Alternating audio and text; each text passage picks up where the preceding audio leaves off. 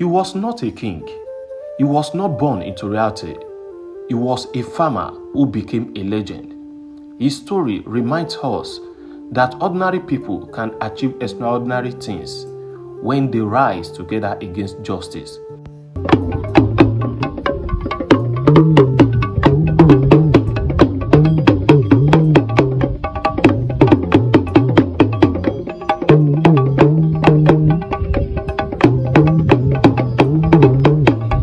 Every people have a hero who rises in their darkest hour. For the Egba of Yoruba land, that hero was Lisabi, a farmer, a strategist, and a warrior whose courage shook the very foundations of an empire.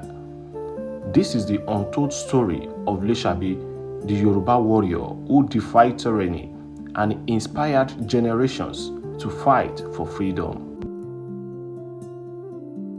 The 18th century was a time of both greatness and suffering in Yoruba land. The Oyo Empire stood tall as one of the most powerful kingdoms in West Africa. Its cavalry was feared, its kings respected, and its reach extended far and wide. But power breeds greed. The empire relied heavily on tribute from the subject town, and the Egba people who lived in Abeokuta and surrounding area bore the brunt of this burden. The Oyo appointed chiefs demanded taxes so heavy that farmers, hunters, and traders could barely survive. Families starved while the empire grew fat on their sweat. For the Egba, life became a circle of labor, fear, and despair. In this world of hardship was born Lisabi Agbo in the town of Itoku, Abeokuta. By all accounts, he was an ordinary farmer, strong, quiet, and hardworking. But those who knew him saw something more, a man with fiery spirit, unafraid to question justice. Lisabi grew up listening to the cries of his people. He saw mothers weeping as Oyo warriors dragged away livestock for unpaid tribute. He watched farmers beaten for refusing to give up their last harvest.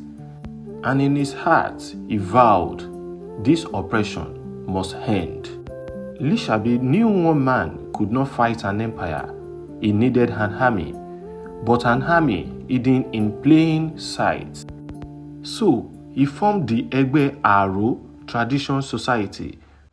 Officially, it was just a farmers' guild where men gathered to share tools, help one another on their farms, and protect crops from raiders. But behind the laughter was a secret. The society trained in silence. Wooden hoes were sharpening like blade. Farming song hid coded messages. At night, in the thick forest of Abeokuta, the men learned to fight. Lisabi was their teacher.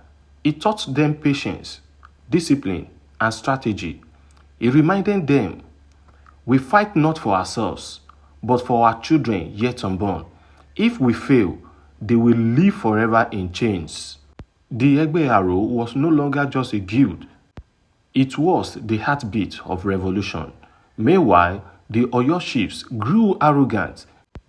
They believed the Egba were too weak, too scattered to resist. Each year, they demanded more tribute. Yam, palm oil, cowries, even human slaves. Double the tribute this season. The Alaafin must be honored, they declared. Little did they know, the people's patience have already turned to fire. By 1775, Lisabi was ready. He summoned his society in the forest. Thousands of farmers, hunters, and traders gathered, armed not just with weapons, but with fury. He stood before them and declared, tonight we strike, not as slaves, not as subjects, but as free men of Egba land. We shall no longer bow to tyranny. The revolt began like a sudden storm. Egba warriors ambushed Oyo tax collectors, striking strictly and without mercy. Villagers who once trembled in silence now roared in defiance. For the first time in living memory, the Egba people stood tall. Lisabi's uprising shook the Oyo Empire to its core. The Oyo troops, caught off guard, were forced to retreat. The Egba had done the unthinkable. They broke free from Oyo domination. Lisabi became more than a warrior. He became a symbol of hope, a leader whose name would be etched in history. An elder would later say, before Lisabi, we were slaves in our own land. After Lisabi, we became a people again. But freedom always carries a price. The Oyo Empire humiliated, vowed revenge, and within Egba itself, rival chiefs grew uneasy. Lisabi's power was too great, his influence too strong.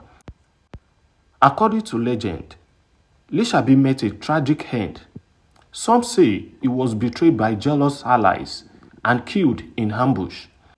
Others believe he walked into sacred forest, never to be seen again, transforming into a spirit guardian of the Egba. Though Lisabi's body was lost, his spirit lived on.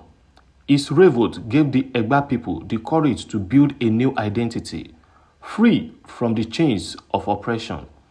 To this day, Abeokuta honors him with the Lisabi's Festival, a celebration of bravery, unity, and cultural pride. Lisabi's story is not just a tale of war, it is a lesson that the will of the people is stronger than the might of an empire. Lisabi teaches us that true leadership does not come from titles or crowns, but from courage and sacrifice. He was not a king. He was not born into reality. He was a farmer who became a legend. His story reminds us that ordinary people can achieve extraordinary things when they rise together against justice. Today, when you walk the lands of Abeokuta, remember the man who turned farmers into warriors, who turns despair into freedom, and who turned himself into a symbol of generations. This is the story of Lisabi, the Yoruba warrior who defied tyranny. If you love African history and want more powerful stories like this, hit like, subscribe, and share this story. Together, let us keep the spirit of our heroes alive.